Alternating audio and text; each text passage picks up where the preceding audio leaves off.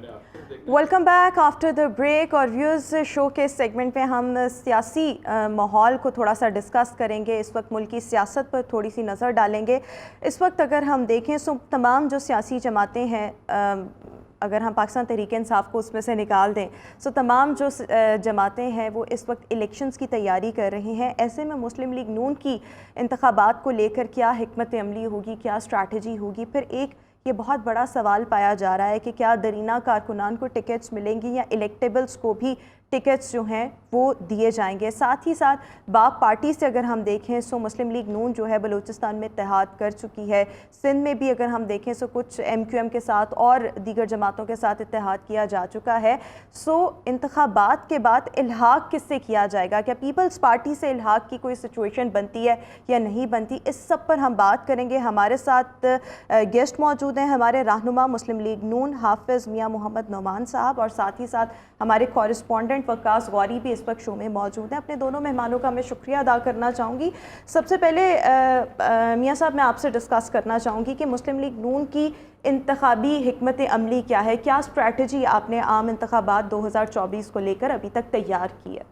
देखें, स्ट्रेटजी जो है और हिकमत अमली जो है नून लीग की, या जिसे आप बयानिया कह लें, वो बड़ा क्लियरली है कि पाकिस्तान की मईशत की बहाली, और उस पाकिस्तान की मईशत की बहाली जो 2017 में मियाँ मोहम्मद नवाज शरीफ साहब छोड़ कर गए थे, और पाकिस्तान को जो तरक्की करता हुआ पाकिस्तान था, जो एक चलता हुआ पाकिस्तान और आगे बढ़ता हुआ पाकिस्तान था, और 2017 की आज अगर हम कैलकुलेशंस करें और फिगर्स लें तो हमें बड़ा वाज़े पता चल जाता है कि 2017 के अंदर तमाम एरियाज़ जो थे, तमाम शोबाजात जो थे वो कंट्रोल में थे। अवाम का जो रहन सहन था और आवाम का जो की ज़िंदगी का जो पहिया था बड़ी आसानी से चल रहा था, और हर चीज़ के ऊपर, हर डिपार्टमेंट के ऊपर गवर्नमेंट का पूरा कंट्रोल था। फ़ॉरेन इन्वेस्टमेंट धड़ाधड़ आ रही थी। आपने देखा कि लाहौर के अंदर चाइनीज़ जो हैं सिटीजन्स बड़ी तादाद में आबाद हो गए थे, जेवीज़ हो रहे थे। चाइना की कंपनियां पाकिस्तानी कंपनीज़ के साथ जेवीज़ करते हुए बहुत बड़े बड़े यूनिट्स लगा रही थी, जिसमें एक एक यूनिट में 15-15, 20-20 हज़ार लोगों को एम्प्लॉयमेंट मिल रही थी। तो ये एक सी पैक का एक मंसूबा था, एक सफ़र जारी था। इंफ्रास्ट्रक्चरल डेवलपमेंट थी, हेल्थ में, एजुकेशन में एक मुसलसल डेवलपमेंट का अमल चल रहा था। डॉलर की प्राइस बड़े कंट्रोल में थी, आटे की प्राइस, ऑयल की प्राइस, तेल की जो खुर्दनी तेल होता है उसकी प्राइस, और जितने भी हमारे ऑयल हैं जो पेट्रोल, उसकी इन तमाम प्राइसेस जो थी ये एक कंट्रोल में थी। तो असल यानी एजेंडा क्या है PMLN का कि हमने उस पाकिस्तान की तरफ दोबारा वापस जाना है इंशाल्लाह ताला, और उन कंट्रोल्स को हमने दोबारा बेहतर करना है कि जो मियाँ मोहम्मद नवाज शरीफ साहब 2017 के अंदर जिस तरह उनको निकाला गया था। माजरत चाहूँगी, जो चीज़ें आपने बयान की हैं उनमें से ज़ाहिरी बात है वो हकीकत पर मबनी है, लेकिन अगर हम इससे पहले देखें, इस वक्त अगर हम मुस्लिम लीग नून को देखें तो वो 2017 की फैक्ट्स एंड फिगर्स बता रही होती हैं, जिस टाइम पर नवाज शरीफ साहब इक़्तिदार में थे। लेकिन अगर हम इससे पहले देखें तो पीपल्स पार्टी का दौर था, मुशर्रफ साहब का जब दौर आया तो तब तो कीमतें इससे भी कम थीं। यानी मवाजना क्यों किया जाता है? ये जो पिछले 4-5 साल हैं उनसे क्यों किया जाता है? उससे पहले अगर हम देखें तो हर दौरे हुकूमत में कीमतें या महंगाई जो है वो पहले की निस्बत कम होती है। हम अभी से कंपैरिजन कर रहे हैं, अगर हम और पीछे जाएं पीपल्स पार्टी के दौर में, मुशर्रफ साहब के दौर में, तब आटा भी बड़ा सस्ता था, रोटी आप लोगों के भी दौर से बहुत सस्ती थी। यानी मुख्तलिफ फैक्ट्स पर उनको भी तो मद्देनजर रखना चाहिए। नहीं, बिल्कुल आपने बड़ा लॉजिकल सा कंपैरिजन किया, और आम लोग शायद सोचते भी हैं इस बारे में। तो मैं आपको बताना चाहता हूँ कि 99 में जब मुशर्रफ साहब ने टेक ओवर किया था तो पाकिस्तान में बिजली इतनी वाफर मिकदार में थी कि आपको याद होगा वाजपेयी साहब तशरीफ़ लाए थे पाकिस्तान में, और उन्होंने कहा था कि आपके पास बिजली सरप्लस है तो आप हमें एक्सपोर्ट करें बिजली, हमें ज़रूरत है, हमारे देहात जो हैं, हमारे अंधेरे हैं, हमारे हर तरफ हमारे पास बिजली की बहुत कमी है। यानी 99 में जब मियाँ नवाज शरीफ साहब ने इक़्तिदार छोड़ा और मुशर्रफ साहब ने टेक ओवर किया, तब भी खुशहाली का दौरा था। उसके बाद आप फिर पूरा एक स्पैन देखें कि सन 99 से लेके 2013 तक का जो पाकिस्तान है, इसमें पहले मुशर्रफ साहब आए और 7-8 साल उन्होंने हुकूमत की, उसके बाद जरदारी साहब की हुकूमत आई। उस दौरान पावर का एक प्रोजेक्ट नहीं लगाया गया, बल्कि जो मंसूबे एग्जिस्टिंग मंसूबे थे उनको तबाह बर्बाद कर दिया गया, जिसके नतीजे में कौम ने देखा कि 18-18 घंटे की लोड शेडिंग हुई, मुल्क की मईशत जो थी वो कंट्रोल से बाहर हो गई, लोगों को लावारिस छोड़ दिया गया। उस जो पूरा एक बैकलॉग था, और आपने देखा किस तरह लाहौर के अंदर, लाहौर शहर ये देख रहा था कि 17-18 घंटे की लोड शेडिंग लाहौर में होती थी, और माएँ बहनें बुज़ुर्ग, और उनको यानी ये नहीं था, यकीन नहीं था कि कल कला ये अंधेरे दूर होंगे। तब 2013 में जब मियाँ मोहम्मद नवाज शरीफ को इक़्तिदार मिला तो जो हालात थे, तो सिर्फ 5 साल के अरसा में मियाँ साहब की क़यादत के अंदर जिस तरह पावर के प्रोजेक्ट लगाए गए, जो कि दुनिया की बड़ी बड़ी कंपनीज़ ने इनकार कर दिया था कि जनाब ये 15 साल के प्रोजेक्ट हैं, हम 5 साल में नहीं लगा सकते। लेकिन ये मोहम्मद नवाज़ शरीफ और मोहम्मद शहबाज शरीफ की प्लानिंग और एक हिम्मत थी कि जिस तरह उन्होंने इस प्रोजेक्ट पर काम किया, और आपने लोगों ने देखा कि 4 साल के अंदर 100% बिजली और LNG की सूरत में गैस बहाल हो चुकी थी और लोड शेडिंग ज़ीरो हो चुकी थी।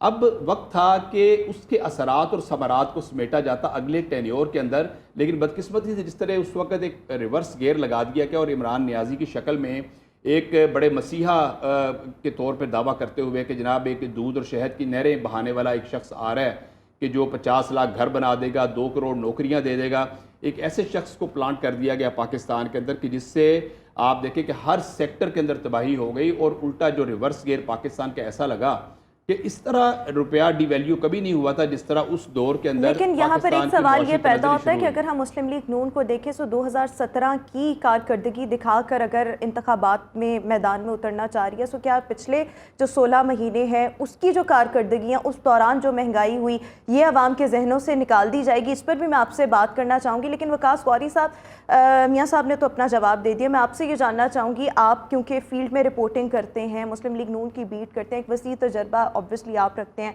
आपको क्या लगता है मुस्लिम लीग नून की इस वक्त तैयारी, स्ट्रैटेजी क्या है आइंदा आम इंतखाबात के लिए? बयानिया क्या है, और क्या ये बयानिया जो 2017 की कारकर्दगी दिखाकर अगर मुस्लिम लीग नून मैदान में उतरना चाह रही है, सो वोटर जो है वो इससे इंटैक्ट रहेगा? अच्छा देखें, मुस्लिम लीग नून के की अगर आप जो ये पॉलिसी या हिकमत अमली है, इसको आप 2 फेजेस में तकसीम कर सकते हैं। एक फ़ेज़ है 21 अक्टूबर से पहले वाला, जब मुस्लिम लीग नून जो है वो अपने कायद मियां नवाज शरीफ साहब के बगैर थी। 21 अक्टूबर के बाद मुस्लिम लीग नून को एक नई उम्मीद कह लें, एक पावर कह लें, ये सारा एक उनको हासिल हुआ है। दोबारा एक मरतबा फिर वो अवाम में जाने के काबिल हुए हैं। जो हम 16 माह की बात करते हैं, 16 माह में आप भी जानती हैं, हम भी जानते हैं कि एक इत्तेहादी हुकूमत थी, लेकिन चूँकि वज़ीर आज़म शहबाज शरीफ थे तो वो सारा मलबा जो है वो इस तरफ टिल्ट हो गया। अब पीपल्स पार्टी उसी चीज़ को लेकर एक अच्छा सियासी खेल खेल रही है कि वो नून लीग को मोर्दे इल्ज़ाम ठहरा रही है। मियाँ साहब ने और मरीम नवाज़ ने शहबाज शरीफ की हुकूमत में हमेशा महंगाई पर आवाज़ उठाई है, और ये अब जब नवाज शरीफ साहब चैम्बर में गए थे गुज़िश्ता दिनों, तब उन्होंने मियाँ शहबाज शरीफ को एक क्रेडिट भी दिया कि शहबाज शरीफ ने मुल्क को डिफ़ॉल्ट होने से बचाया। उस हुकूमत का मकसद जो था वो महंगाई ख़त्म करना नहीं था, वो मुल्क को डिफ़ॉल्ट से बचाना था, ऐसा कहना था मियाँ नवाज शरीफ साहब का। अब मामला ये है कि अगर अवाम तक मुस्लिम लीग नून अपना ये बयानिया ठीक तरह से दुरुस्त वक्त पर और ठीक तरीके से पहुँचा सके कि जो महंगाई है 2017 की और 2023 की, इसका तकाबुल किया जाए कि जब हम हुकूमत में होते हैं तो मुल्क की क्या हालत होती है, और जब पाकिस्तान तहरीक इंसाफ हुकूमत में थी तो हर चीज़, हर शोबा किस तरह तबाह हुआ, तो फिर तो लोग जो हैं वो इनको यकीनी तौर पर वोट डालेंगे। अब कितना असर हो रहा है, मेरा ख्याल है कि नून लीग जो है वो दोनों तरह से मैदान में उतरने का फ़ैसला कर चुकी है। एक तो वो अपना बयानिया भी, उसका प्रचार पूरे तरीके से कर रही है, और दूसरा इलेक्टेबल्स को भी शामिल करने का सिलसिला शुरू कर दिया गया है। जनूबी पंजाब में देख लें या सिंध में जो इनके मामला हुए हैं MQM के साथ, इसी तरह बलूचिस्तान में बाप जो है पार्टी, वो भी इनके साथ जो है वो इत्तेहाद कर चुकी है, उसके भी रहनुमा मिल चुके हैं। तो ये अब इलेक्टेबल्स को भी शामिल कर रहे हैं। ये सिर्फ ना सिर्फ बयानिए के ऊपर खेलेंगे बल्कि ये इलेक्टेबल्स के ऊपर भी खेलेंगे। और इलेक्टेबल्स को टिकट मिलेगा या साथ साथ दरीना कारकुनान को भी, इस पर भी हम बात करेंगे। हमारे मेहमान हमारे साथ ही शो में मौजूद रहेंगे, लेकिन अभी हम शो में एक ब्रेक शामिल करेंगे।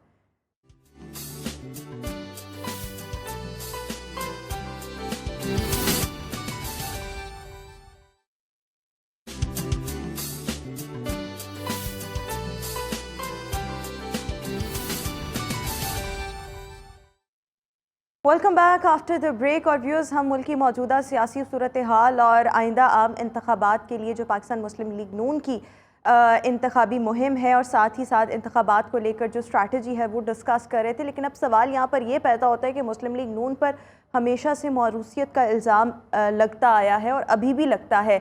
ऐसे में दरीना कारकुनान जो हैं, जो कि बहुत अरसे से मुस्लिम लीग नून के साथ वाबस्ता हैं, उनको भी टिकट्स दिए जाएंगे या सिर्फ इलेक्टेबल्स को टिकट्स दिए जाएंगे, इस पर भी हम बात करेंगे। हमारे साथ हमारे कॉरेस्पॉन्डेंट वकास बौरी इस वक्त शो में मौजूद हैं और रहनुमा मुस्लिम लीग नून हाफिज़ मियाँ मोहम्मद नोमान साहब भी शो में मौजूद हैं। अच्छा नोमान साहब, एक और चीज़ के एक तो जो तासुर पाया जाता है कि मुस्लिम लीग नून जो है वो मौरूसियत की सियासत करती है और इस इल्ज़ाम को ख़त्म करने के लिए मेरा नहीं ख्याल कि कोई प्रैक्टिकली कोई कोशिश भी की होगी मुस्लिम लीग नून की जानिब से। इसको आप कैसे देखते हैं, इसको आप किस तरह से जस्टिफाई करेंगे अगर हम ये देखें? और साथ ही साथ आइंदा आम इंतखाबात में इलेक्टेबल्स को ही टिकट्स दिए जाएंगे या साथ ही साथ दरीना कारकुनान उनका भी ख्याल रखा जाएगा? पाकिस्तान मुस्लिम लीग नून के अंदर जितने भी लोग हैं, चाहे वो किसी लीडर का बेटा है, अगर वो मेहनत नहीं करता और ग्रास रूट लेवल से वो एक आम वर्कर की तरह उसने काम नहीं किया होता, तो कभी भी उसको मियाँ मोहम्मद नवाज शरीफ जो कायद हैं और जो मोहम्मद शहबाज शरीफ, वो कभी भी उसको उस तरह अहमियत नहीं देते जिस तरह के आपने अभी जिक्र किया कि मौरूसियत के हवाले से एक बड़ी बात चलती है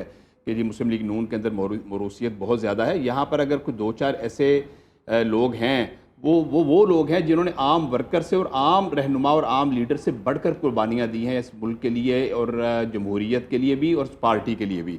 आप देखिए कि जब मुशर्रफ साहब ने टेक ओवर किया तो हमजा शहबाज साहब की उम्र शायद 22 या 23 साल की उम्र थी, तो उस वक्त वो यानी कई माह कैद के अंदर रहे और बड़ी सख्त कैद काटी उन्होंने, मिलने जुलने की इजाज़त नहीं थी और उसके बाद मुसलसल आज के दिन तक उनका एक सियासी जो है वो एक स्टेचर है और अभी हाल ही के अंदर उन्होंने 2 साल जेल काटी है इमरानी आमरीत के दौर के अंदर। और मरीम नवाज़ साहिबा की आप कुर्बानियों का अंदाज़ा करें, आप मोहम्मद नवाज़ शरीफ की कुर्बानियों का, शहबाज शरीफ की, इनके एक और हालांकि वो हैं जो यूसुफ अब्बास हैं जो कि पॉलिटिक्स में भी हिस्सा नहीं लेते, उनको भी तकरीबन 8 माह, 6 से 8 माह, तकरीबन 6 माह उनको भी कैद के अंदर रखा गया।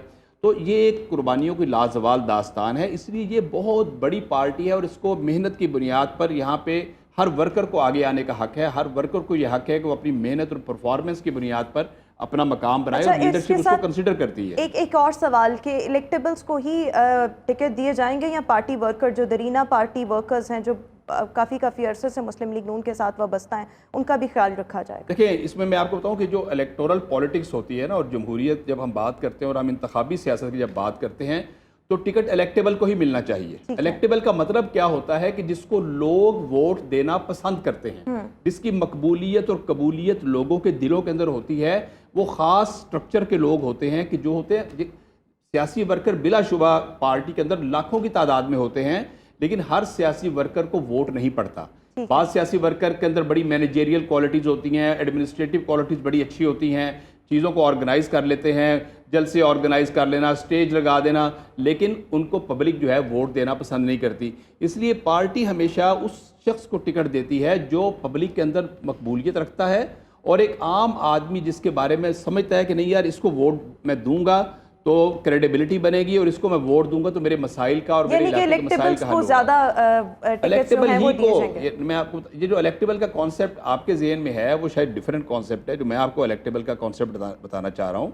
इलेक्टेबल का मतलब होता है जो इंतखाब लड़ने के, इलेक्शन लड़ने के काबिल हो और जिसको वोट देना लोग पसंद करें। बिल्कुल। अच्छा, मकबूलियत और उसमें अब उसमें कुछ फैमिलीज ऐसी हैं, यानी कई हमारे बहुत सारे इलाके पाकिस्तान के ऐसे हैं जहाँ फैमिली पॉलिटिक्स है और वहाँ पर लोग फैमिलीज को वोट देते हैं।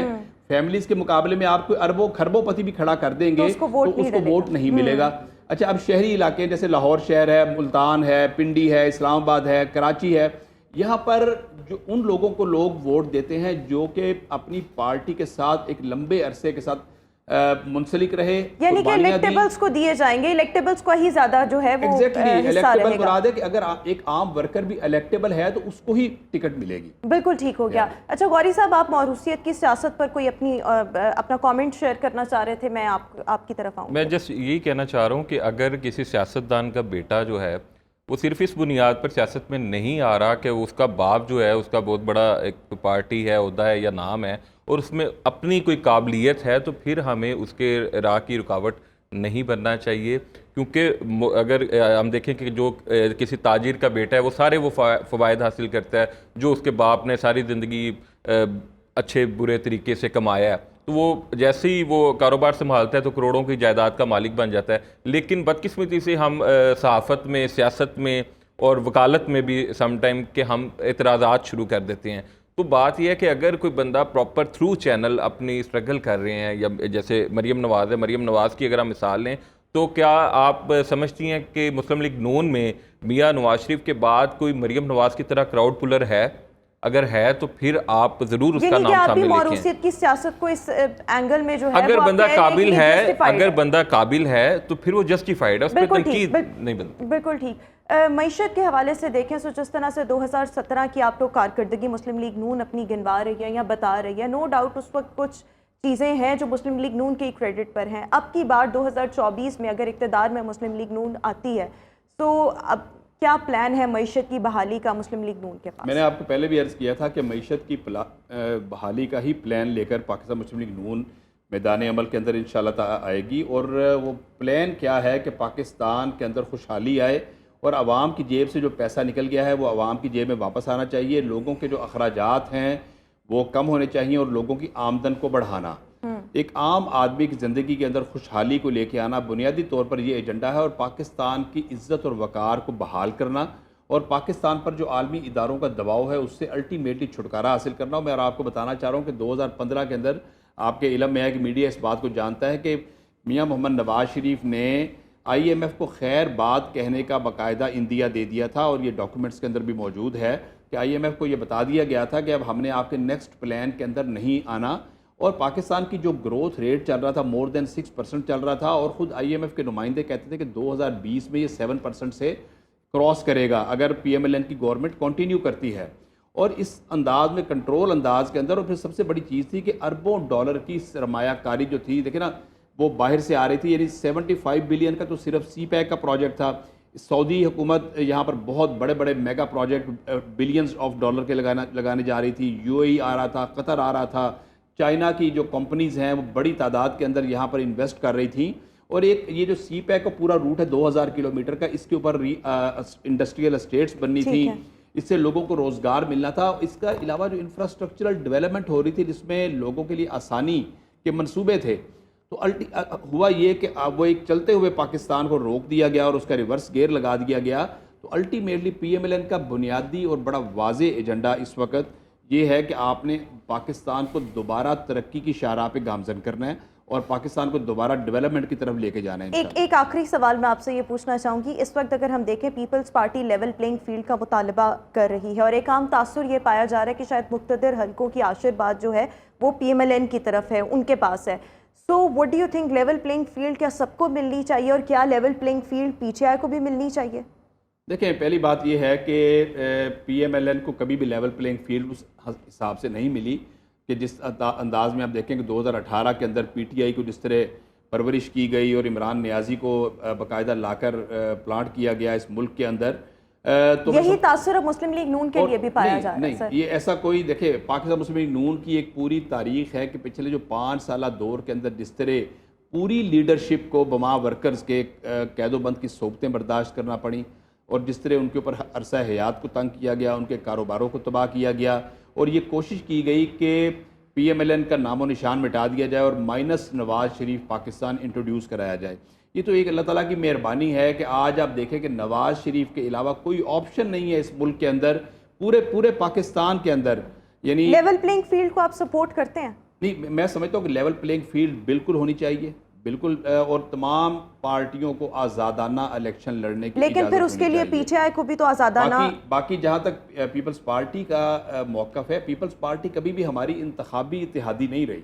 इल्हाक हो सकता है अगर हम देखें, इल्हाक हो सकता है आइंदा आम इंतखाबात के बाद, पोस्ट इलेक्शन तो कुछ भी कहा जा सकता है, लेकिन मेरा ख्याल है कि इंतखाबी इत्तेहाद पीपल्स पार्टी से ना। लेकिन आपको नहीं लगता जब हम लेवल प्लेइंग फील्ड की बात करते हैं, अगर उसमें चेयरमैन PTI जो है वो माइनस होते हैं, तो उसमें बाकी जमातों के भी सरबराहान को फिर माइनस होना चाहिए? This is actually what we can call level playing field. ये जो कुछ है ना, ये चेयरमैन PTI का अपना किया धरा है और जो उन्होंने जिस तरह वायलेंस को उन्होंने प्रमोट किया, जिस तरह उन्होंने नौजवानों के जहनों को गुमराह किया, जिस तरह हमारी माओ बहनों और बच्चियों के जहनों को गुमराह किया और जिस अंदाज के अंदर उन्होंने पाकिस्तान में पॉलिटिक्स की है जिसमें तशद्दुद को जन्म दिया है। और उनकी एक ही बात होती थी कि मैं इनको जेलों में डालूंगा, मैं इनकी रोटी पानी बंद करूंगा, मैं इनके पंखे, इनकी हवा मैं हर चीज़ इनकी बंद कर दूंगा और मैं इनको ज़िंदा रहने के काबिल नहीं छोड़ूंगा। इस तरह की जब गुफ्तगू से उन्होंने आगाज़ किया और अल्टीमेटली वो उस वायलेंस पर जाकर मुंतज हुआ, जो कि 9 मई का वाक़या जिसका गवाह है कि उन्होंने बाकायदा एस्केलेट करके मामलात को, नौजवानों को इतना ज़्यादा उनके जहन को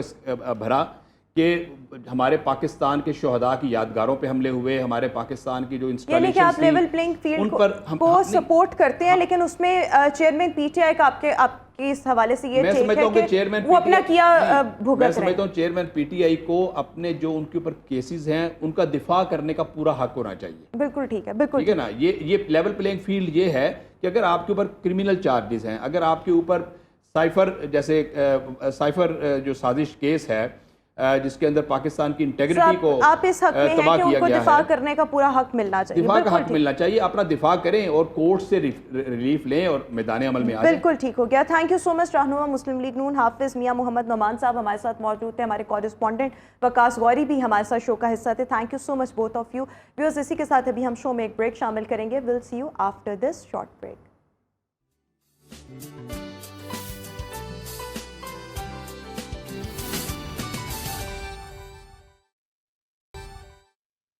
welcome back after the break. और व्यूअर्स अभी हम बात करना चाहेंगे कि हम सब के फ़ोन्स में, डिवाइसेस में जो मुख्तलिफ हमारा डाटा होता है, ऑब्वियसली वो सेफ़ नहीं होता। इसकी सेफ्टी को मेक श्योर करने के लिए what we have to do, साथ ही साथ जो हमारे लैपटॉप्स हैं, टैबलेट्स हैं, उसमें जो हमारा डाटा जो महफूज होता है उसको हम किस तरह से मेक श्योर कर सकते हैं कि वो सेफ़ ही रहे और वो लीक ना हो, उसको कोई हैक ना करे। इसके लिए मुख्तलिफ टेक्निक्स या टिप्स क्या क्या हो सकते हैं।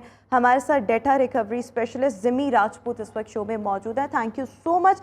तो सबसे पहले तो ये कि हम लोगों के मोबाइल फ़ोन्स में या लैपटॉप्स में जो हम मुख्तलिफ डाटा सेव करते हैं, एक तो वो डायरेक्टली किसी ना किसी ऑब्वियसली हार्ड डिस्क वगैरह में सेव होता है, एक वो डाटा होता है जो हम मुख्तलिफ एप्लीकेशंस के साथ, जैसे फेसबुक है, ट्विटर है, उसके जब हम अकाउंट्स बनाते हैं और उसमें अपनी तमाम इंफॉर्मेशन ऐड कर रहे होते हैं। तो ये दोनों तरह का डाटा हम किस तरह से सेफ रख सकते हैं, अपने पासवर्ड्स को ज़्यादा सिक्योर किस तरह से बना सकते हैं।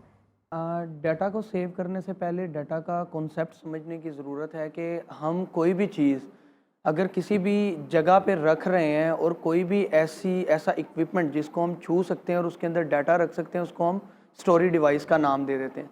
अब दो तरह से डाटा स्टोर होता है, एक तो आपका लोकल डाटा होता है, जैसे अगर मैं बोल रहा हूँ तो ये कहीं ना कहीं लोकली स्टोर हो रहा होगा, और दूसरा अगर हम लोग बोल रहे हैं तो वो किसी क्लाउड पे या किसी भी ऐसी स्पेस पे जो एग्जिस्ट तो करती है लेकिन आप उसको छू नहीं सकते, तो उसको आप कहेंगे वर्चुअल डाटा स्टोरेज। तो अब बात आती है यहाँ पे डाटा को सिक्योर रखने के हवाले से। आप जितनी भी दुनिया में स्टोरेज डिवाइसेस यूज़ करते हैं, उन स्टोरेज डिवाइसेस में आपका डाटा तब तक सिक्योर रहता है जब तक आप किसी भी बैरूनी क़ुव्वत को वहाँ तक एक्सेस लेने की खुद इजाज़त नहीं दे देते। कोई भी ऐप आप फ़ोन में इंस्टॉल कर रहे हैं तब तक वो आपके फ़ोन पे टैग नहीं कर सकती जब तक आप उसको अलाउ नहीं करेंगे। अब सोशल मीडिया की बात यहाँ पे आती है। आप लोगों ने कभी ये सोचा हो कि हम लोग फेसबुक यूज़ करते हैं जिसका नाम मेटा है, और ट्विटर यूज़ करते हैं जिसका नया नाम एक्स है, एक्स प्लेटफॉर्म, और फिर इसी तरह से मेटा ने पिछले दिनों जो है वो एक थ्रेड के नाम से एक ऐप लॉन्च की। हम बिल्कुल फ्री ऑफ कॉस्ट यूज़ करते हैं। इसमें मार्केट प्लेस है, ग्रुप्स यूज़ करते हैं, न्यूज़ फीड बिज़नेस के लिए यूज़ होती है, लेकिन बदले में इनको हमसे क्या चाहिए? तो बदले में ये लोग हमसे ले रहे होते हैं एक्सेस, डाटा की एक्सेस। आप कोई भी ऐप इंस्टॉल करते हैं, सबसे पहले वो आपके माइक की एक्सेस ले लेता है। माइक की एक्सेस नहीं देंगे तो आप वॉइस नोट नहीं भेज सकते। फिर उसके बाद आप लोग अपने कैमरा की एक्सेस दे देते हैं। और सबसे ख़तरनाक चीज़ यहाँ पे ये है कि अगर इस शो में बैठ के हम कोई भी ऐसी बात करते हैं किसी मखसूस ब्रांड की, प्लेस की या सेलिब्रिटी की, तो अगले ही लम्हे हमें फ़ोन पे वो ऐड आना शुरू हो जाता है। वो तो आर्टिफिशियल इंटेलिजेंस, मतलब अगर हम देखें, हम मुझे कोई चीज़ चाहिए तो मुख्तलिफ ई कॉमर्स स्टोर्स जो हैं वो मुझे उसी से रेलेवेंट पिक्चर्स वगैरह दिखाने लग जाएंगे, यानी कि हमारी बातें सुनी जा रही हैं। बिल्कुल, एआई तो अभी आया है ना, इसी 1 साल में एआई इतना ज़्यादा मैच्योर हुआ है, लेकिन ये तो आज से 5 साल पहले भी होता था कि हम किसी भी चीज़ का नाम लेते थे और वो फ़ोन पे। अच्छा, फिर डाटा जो हम लोगों का इकट्ठा हो रहा होता है ना, वो आगे भी ऐप्स में शिफ्ट हो रहा होता है। अगर मेटा है तो वो किसी और ऐप को हमारा डाटा देगी। सबसे दुनिया का जो सिक्योर प्लेटफॉर्म है सोशल मीडिया राब्ते की, जिसको आप वेबसाइट बोल सकते हैं, वो है आपका व्हाट्सअप। लेकिन अब ये देखें कि व्हाट्सअप का डाटा भी हैक हो जाता है। और डार्क वेब ओपन करें तो मैं यहाँ पे रिकमेंड नहीं करूँगा कि कोई भी डार्क वेब ओपन करे, लेकिन वहाँ पे डार्क वेब पे लोगों का व्हाट्सअप का लीक्ड डाटा पड़ा होता है। तो वो कहाँ से जाता है कि आप थर्ड पार्टी ऐप्स यूज़ करते हैं। किसी को आपने स्टेटस हाइड करना है, किसी को लास्ट सीन हाइड करना है, उसके चक्कर में आप GB WhatsApp, FM WhatsApp, pro WhatsApp, रंग बिरंगे व्हाट्सअप इंस्टॉल कर या लेते कुछ हैं। ना कुछ चलाने के लिए हम प्रॉक्सी मुख्तलिफ इस तरह की एप्लीकेशंस डाउनलोड करते हैं जिससे हम प्रॉक्सी का इस्तेमाल करते हुए वो चीज़ जो है अपने मुल्क में खोल सकें। सो मेरे ख्याल में ये तमाम चीज़ें जो हैं हमारे मोबाइल को और हमारे डाटा को अनसेफ कर देती हैं। बिल्कुल, ये बहुत ज़्यादा अनसेफ करती हैं। एप्पल जो है उसने बहुत ज़्यादा इस चीज़ पे डेवलपमेंट की है और वो बहुत ज़्यादा सिक्योर है। आईफोन 6s या 6s प्लस के बाद जितने भी मॉडल आए हैं वो टोटली इनक्रिप्टेड आए हैं। तो एंड्रॉयड ने अब आके पिछले 2 अच्छा, साल वैसे में हम व्हाट्सएप भी देखें तो एंड टू एंड इनक्रिप्टेड तो आता ही है व्हाट्सएप पर। एंड टू एंड इनक्रिप्टेड का मतलब ये है कि मैंने अगर किसी को टेक्स्ट सेंड किया है ना, या वो मेरे पास है या उसके पास है, दरमियान में वो किसी जगह पे नहीं है, लेकिन फिर भी इधर उधर डाटा कहाँ से जाता है, क्वेश्चन मार्क है ना ये किसी कंपनी पे, तो ये थर्ड पार्टी ऐप से जाता है। व्हाट्सअप कभी भी हैक नहीं हो सकता, लेकिन जब आप GB व्हाट्सअप इंस्टॉल करते हैं तो पहले आपका डाटा GB व्हाट्सअप के सर्वर पे जाता है, तो फिर बाईपास होके वो ओरिजिनल व्हाट्सअप पे जा रहा होता है। यानी कि बैकएंड पे एक ऐसा प्रोग्राम डिज़ाइन किया गया है कि वो आपका एंड टू एंड इनक्रिप्टेड नहीं है। तो जितने भी लोग GB व्हाट्सअप यूज़ कर रहे हैं, FM व्हाट्सअप, वो आज ही अनइंस्टॉल करके ओरिजिनल व्हाट्सअप की तरफ आ जाए। बिल्कुल ठीक है, लेकिन इसके साथ साथ हम अपने लैपटॉप्स में, हम अपने मोबाइल फ़ोन्स में, मुख्तलिफ डिवाइसेस, टैब्स वगैरह में, गैजेट्स, इनमें हम अपना मोबाइल डाटा जो है वो किस तरह से सिक्योर कर सकते हैं। और इसके साथ साथ देखिए, आपने कहा एप्पल का जो एप्पल के फ़ोन्स जो हैं that are comparatively more safe, लेकिन अगर हम देखें तो एप्पल की वॉचेस और इस तरह से मुख्तलिफ चाइना की आर्टिफिशियल स्मार्ट वॉचेस आई हैं, क्या उनके ज़रिए भी हमारा डाटा जो है वो इतना सेफ़ नहीं रहता? चाइना की जो स्मार्ट वॉचेस हैं वो कोई इतनी अच्छी नहीं है क्वालिटी वाइज अगर देखा जाए, और डाटा नहीं प्राइवेसी नहीं, अगर हम डाटा प्राइवेसी के हवाले से देखें तो डाटा प्राइवेसी के हिसाब से देखें कि उसमें जो ऑपरेटिंग सिस्टम यूज़ हो रहा है ना वो आपको एक्सेस कर सकता है, क्योंकि आपने कोई ना कोई कनेक्टिविटी तो उसको देनी है, तो वो आपको नोटिफिकेशन देगी ना। अगर आप उसको हॉटस्पॉट देते हैं या फिर आप उसको सिम के ज़रिए से कैलिब्रेट कर देते हैं, कॉन्फ़िगर कर देते हैं, तो उसमें जो ऑपरेटिंग सिस्टम यूज़ हो रहा है, अब चाइना की वॉचेस में मुख्तलिफ़ किस्म के ऑपरेटिंग सिस्टम है, कोई एंड्रॉयड बेस्ड है, कोई किसी ऑपरेटिंग सिस्टम को यूज़ कर रहा है। हर किसी कंपनी ने अपनी मर्ज़ी का ऑपरेटिंग सिस्टम बनवाया हुआ है, तो वो एक्सेस कर सकता है बिल्कुल इसको। बिल्कुल ठीक हो गया। यानी कि आपके पास अगर स्मार्ट वॉच है एप्पल की तो शायद आप फिर तो सेफ़ ही हैं, लेकिन वो भी शायद वाली बात है। लेकिन आजकल अगर हम देखें तो बहुत से लोग जो हैं वो मुख्तलिफ चाइनीज़ जो स्मार्ट वॉचेस हैं वो उन्होंने पहनी होती हैं और वो उससे अपना शौक़ पूरा कर रहे होते हैं, बट इससे ये भी आपको ध्यान में रखने की ज़रूरत है कि आपका जो डाटा है वो सेफ़ नहीं रहता। अच्छा, इसके साथ साथ जब हम एक्स पर या अगर हम फेसबुक का इस्तेमाल करें, इंस्टाग्राम का इस्तेमाल कर रहे हैं, हम चाहते हैं कि हमारे पासवर्ड जो हैं वो सेफ़ और सिक्योर रहें, क्योंकि अक्सर ऐसे होता है कि लोगों ने अपने नाम और उसके आगे थोड़े से अल्फ़ाबेट्स लगाकर, डिजिट्स लगाकर अपने जो पासवर्ड्स हैं वो क्रिएट किए होते हैं। मोस्ट ऑफ टाइम उनके यहीं से ही हैक हो जाते हैं या कोई उनको यूज़ करने लग जाता है। सो इंस्टाग्राम, फेसबुक, एक्स, इस तरह की जो मुख्तलिफ ऐप्स हैं उनको सिक्योर हम किस तरह से बना सकते हैं, उनका सेफ़ इस्तेमाल किस तरह से हो सकता है? चंद साल पहले तक हम लोग सोशल मीडिया की जितनी भी ऐप्स और वेबसाइट्स यूज़ करते थे, वहाँ पे आप लोग कोई भी 4 डिजिट 5 डिजिट लिखें और वो पासवर्ड लग जाता था। वो लोगों ने ज़्यादातर अपने निक नेम का या नेम का लगाया होता था, लेकिन अब आके कुछ इन लोगों ने इन कंपनीज़ ने ऐसी शिकें लगाई हैं कि आप एक आपका कैपिटल लेटर होना चाहिए, बाकी स्मॉल लेटर्स होने चाहिए, एक स्पेशल करैक्टर होना चाहिए और नंबर्स होने चाहिए। और उसूल भी यही बनता है कि आप लोग कम से कम 16 डिजिट्स का, 8 डिजिट मांग रहे होते हैं लेकिन 16 डिजिट का पासवर्ड लगाएं। और पासवर्ड के बाद एक सबसे मज़े की चीज़ जो मेटा ने दी है वो है 2FA, 2 फैक्टर ऑथेंटिकेशन। और फिर इससे भी मज़े की चीज़ ये है कि बहुत सारी ऐप्स हैं जैसे गूगल ऑथेंटिकेटर है और ऑथेंटिकेटर्स हैं, और उसमें भी आपने रंग बिरंगा ऑथेंटिकेटर नहीं लेना प्ले स्टोर से, जो एक प्रॉपर होगा वो वाला गूगल ले लें तो वो ज़्यादा बेहतर है। तो उससे भी आप अपने अच्छा, कभी कभी ऐसे होता है कि हमारा इंस्टाग्राम या फेसबुक जो है वो हैक हो जाता है। अगर किसी का हैक हो जाए तो उसको इमीडिएटली क्या करना चाहिए? सबसे पहले कितने सारे पर ईयर के हिसाब से करोड़ों की तादाद में साइबर हमले होते हैं जो कि सोशल मीडिया ऐप्स पे होते हैं, लैपटॉप्स पे होते हैं। अगर खुदा ना खासा किसी का सोशल मीडिया अकाउंट या सोशल मीडिया हैंडल हैक हो जाता है तो फौरी अब इतना आसान नहीं है आज के दौर में हैक करना। तभी हैक होगा कि अगर आपने 2FA नहीं लगाया हुआ और आपका पासवर्ड जो है वो एक्सेस करना ईजी है। अगर ये हो भी जाता है तो आप फौरी उसका पासवर्ड चेंज कर दें। अच्छा, पासवर्ड चेंज भी नहीं किया तो अक्सर आपका ऐसे होता है कि उन्होंने आपका पीछे से जो बैकअप पे ईमेल एड्रेस होता है वो भी हैक कर लिया होता है। जब तक आप OTP नहीं बताएंगे तो तब तक तो वो हैक नहीं हो सकता। अच्छा, ये नहीं हो सकता जी, फिर, ठीक लेकिन है। बहुत सारी चाइनीज प्लेटफॉर्म है जो आपके OTP को भी हैक कर लेते तो यही तो मैं कह रही हूँ कि फिर क्या करें। हैं। ये कुछ चीज़ें ऐसी हैं जो हम लोगों के Irreversible इख्तियार है। में हम लोगों के इख्तियार में भी नहीं है, क्योंकि चाइनीज़ और रशियंस ये दो हैकर्स, दो तबके इतने आगे जा चुके हैं कि ये जो OTP वाला प्लेटफॉर्म है, लेकिन अब चीज़ों में बेहतरी आ रही है। जो मेटा का OTP प्लेटफॉर्म है उसको हैक नहीं किया जा सकता, लेकिन जो दूसरी छोटी ऐप्स है ना वो कोई उनका सजेशंस या कोई टिप्स आप हमारे व्यूअर्स के साथ अगर शेयर करना चाहें। हर 15 दिन के बाद आप लोग अपने सोशल हैंडल्स का पासवर्ड लाजमी चेंज कर लें। ठीक है। जब आप उसको चेंज करते रहेंगे ना, तो अगर आपका पहले वाला पासवर्ड पे एक बार अकाउंट हैक हो चुका है तो दोबारा से वो नहीं होगा। 2FA लगाएं और लाजमी लगाएं।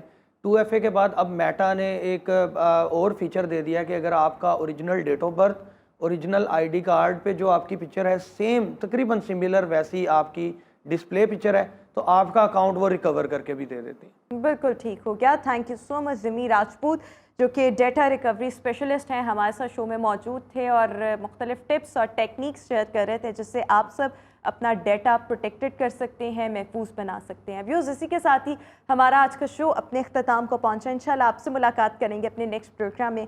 आप सब अपना बहुत ख्याल रखिएगा। मुझे दीजिए इजाज़त। अल्लाह हाफ़िज़।